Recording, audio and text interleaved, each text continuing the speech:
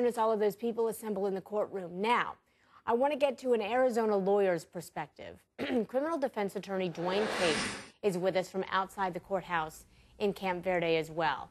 So I want to ask you, first of all, based on everything that you've heard, everything that you've read, how plausible is it, do you think, Dwane, that Judge Darrow is going to say mistrial?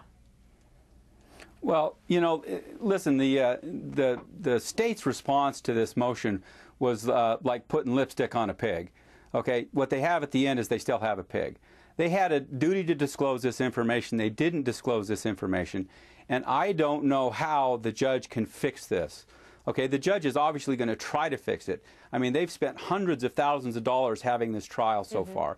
You know, they've spent months picking jurors. So the judge doesn't want to waste all this time and money. And if there's any way that the judge can save this trial, he will. But I don't see how he can do it because, see, the defense can't change strategy in the middle or they'll lose credibility with the jury.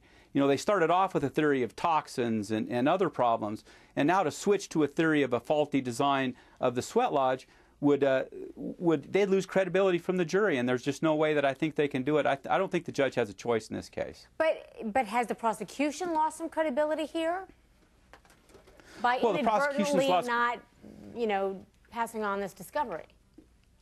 Well, the prosecution's lost credibility with the judge. I mean, you got to realize that and remember that the prosecution failed to disclose evidence and was sanctioned earlier in this case. This is the second time this has happened. And I don't know how they can claim it's inadvertent, because when they listed this expert as a possible witness for the case, it would be inconceivable for a lawyer to list a witness and not read this email.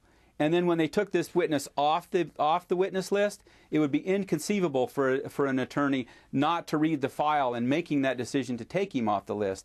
I don't see how the state can argue that they didn't, you know, that they didn't realize they had this information. I mean, they've had this information for 11 months. Yeah, but we're 7 weeks in. They've spent, as you said, hundreds of thousands of dollars. I mean, most of these witnesses don't live in Camp Verde. Most of the witnesses they've pulled in have been from out of state or even out of the country. They've been in Canada. So I'm wondering if the judge decides to go ahead and let the trial move forward, what kind of a penalty do you see or repercussion for the prosecution? Well, I don't know that they can actually impose a penalty. What the judge can do is he can try to fix it. He can let the defense team make a new opening statement at the beginning of their case in chief.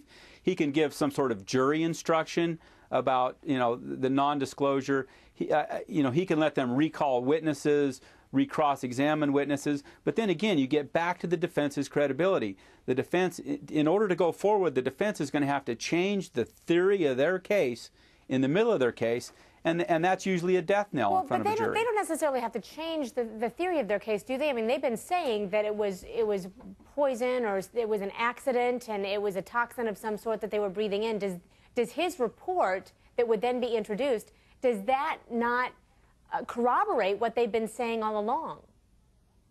Well, it does and it doesn't. I mean, you know, they're talking about toxins like rat poisoning and ant poisoning and things like that. And they're also talking about toxins in the pressure-heated wood.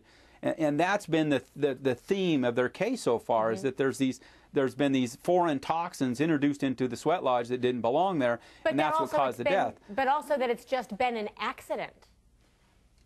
Well, yeah, and it does fit the theory of an accident because, you know, but had he had this information at the beginning of his case, you know, his opening statement could have been something along the lines of, you know, that this was the perfect storm of unavoidable consequences that happened because of a misbuilt sweat lodge, and that James Ray didn't build the sweat lodge and it wasn't his fault.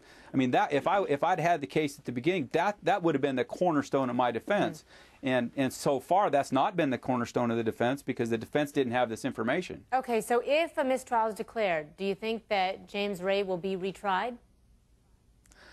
You know, that's going to be an interesting question because in Arizona, in order to dismiss this case with prejudice, the judge is going to have to find that the prosecutor acted willfully, that they purposefully hid information from the defense and tried to not do it. Now, I think there's evidence that that happened. Number one, like I stated before, I mean, they had to know it was in the file 11 months ago because they listed the person as a witness. But also, the way they disclosed this evidence was this email, they hid it in with a bunch of other documents and kind of slipped it in, hoping that the defense wouldn't actually catch it or actually read it. In fact, it took the defense 4 or 5 days to actually realize what they had and to file the motion. All right. Boy, Dwane, thank you so much for being with us. We appreciate it. Dwane Case, their criminal defense attorney. Thanks for your perspective, as always.